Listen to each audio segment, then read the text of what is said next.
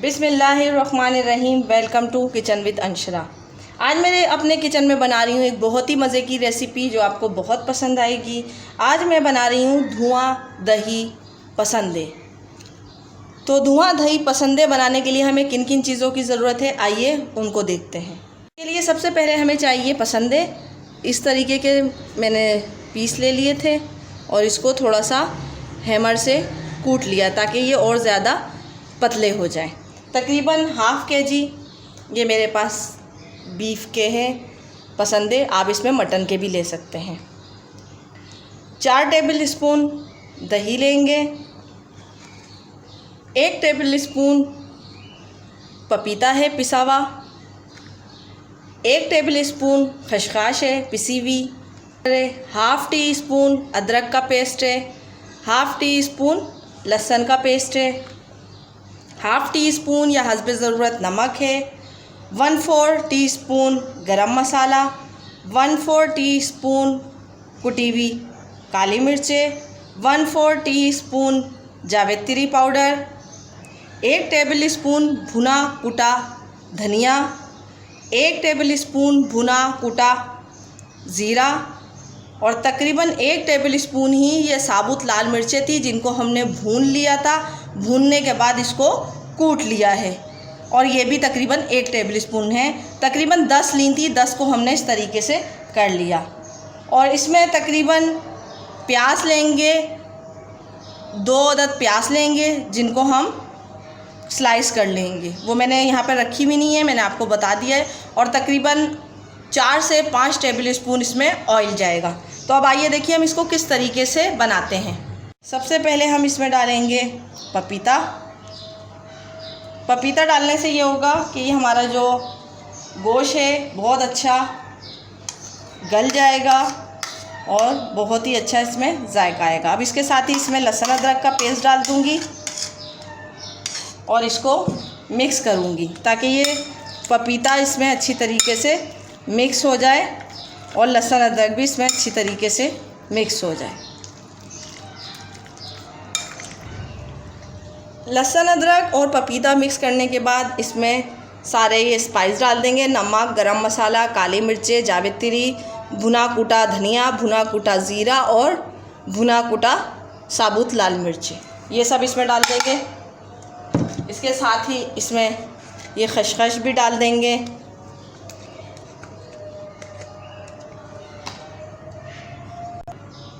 अब इसके साथ ही इसमें ये दही भी डाल दूंगी।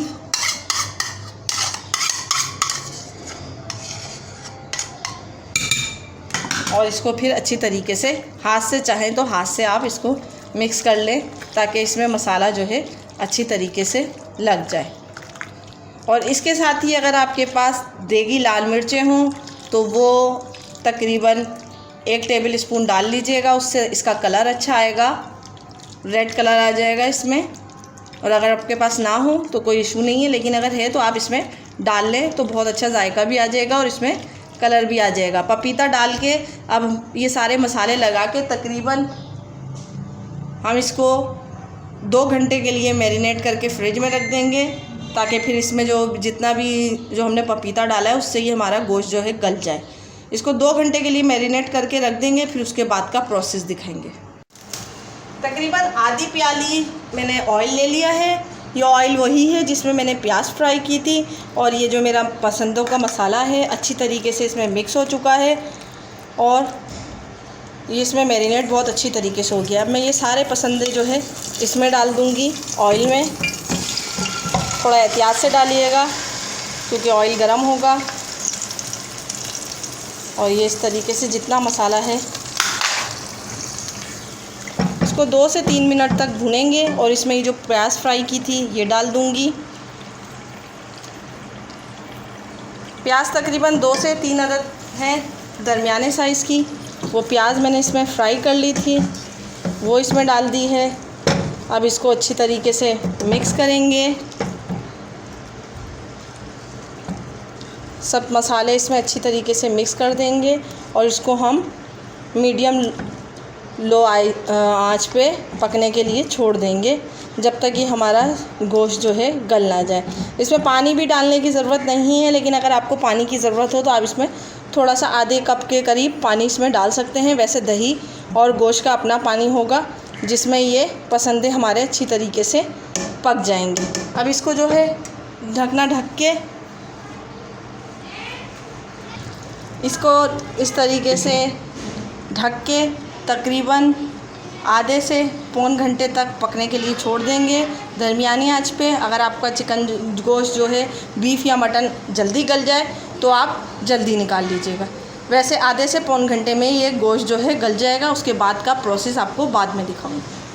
आधे से पौन घंटा हो चुका है। ये संदे जो हैं बीफ के बिल्कुल अच्छी तरीके से गल चुके हैं और धुआं दही पसंदे बिल्कुल रेडी हो चुके हैं। इसमें देखें मसाला भी, ग्रेवी भी बहुत अच्छी है। आप चाहें तो इसको और सुखा लें, लेकिन इतना ये मुनासिब है। अब मैं इसमें लगाऊंगी धुआं। तो उसके लिए मैंने इस तरीके की एक कटोरी ली है, इसको धो लिया है और इसको हम बीच में रख देंगे। और कोयले को जो मैंने पकने के लिए या जलने के लिए रख दिया था, इस कोयले पे मैं डालूँगी थोड़ा सा घी, ताकि घी से एक अच्छा फ्लेवर आ जाएगा और बहुत ही अच्छी सी इसमें खुशबू आ जाएगी। अब इसका कवर जो है वो ढक देंगे ताकि ये अच्छी तरीके से धुआं इसमें बस जाए। और अगर ये सुराख में से धुआं निकल रहा हो तो आप इसमें कोई कपड़ा लगा सकते हैं, कोई तीली लगा सकते हैं, ताकि इसमें से धुआं ना निकले और ये अच्छी तरीके से पूरा धुआं इसी के अंदर रहे और इसमें स्मोक का एक फ्लेवर, बहुत अच्छा सा फ्लेवर आ जाए। ये तकरीबन जब तक हम इसको ऐसी तरीके से रखेंगे जब तक इसमें से ये स्मोक ख़त्म ना हो जाए, जब तक इसको इसी तरीके से छोड़ देंगे। और फिर मैं आपको दिखाऊंगी कि हम इसको धुआं दही पसंदे को किस तरीके से डिश आउट करेंगे। धुआं दही पसंदे बिल्कुल रेडी हो चुके हैं। मैंने इसको सर्व किया है प्याज के साथ और इस प्याज पे भी मैंने स्मोक दिया है, तो बहुत ही अच्छा फ्लेवर आ गया है। इस प्याज के साथ आपको बहुत मज़े का लगेगा। आप इसको ज़रूर ट्राई कीजिए। चपाती के साथ इस्तेमाल कर लें या पराठों के साथ इस्तेमाल करें, बहुत ही मज़े का लगेगा और बहुत ही यूनिक डिश है, आपको ज़रूर पसंद आएगी। अगर आप मेरे चैनल पर नए हैं तो मेरे चैनल को लाइक कीजिए, सब्सक्राइब कीजिए और शेयर करना ना भूलें। और अगर सब्सक्राइब कर चुके हैं तो शेयर कीजिए, कमेंट्स कीजिए और मुझे बताइए कि आपको मेरी आज की धुआं दही पसंदों की रेसिपी कैसी लगी। अब मुझे इजाज़त दीजिए। अपने बुज़ुर्गों का बहुत ख्याल रखें, मुझे और मेरी फैमिली को दुआओं में याद रखें। नेक्स्ट वीडियो तक के लिए अल्लाह हाफ़िज़।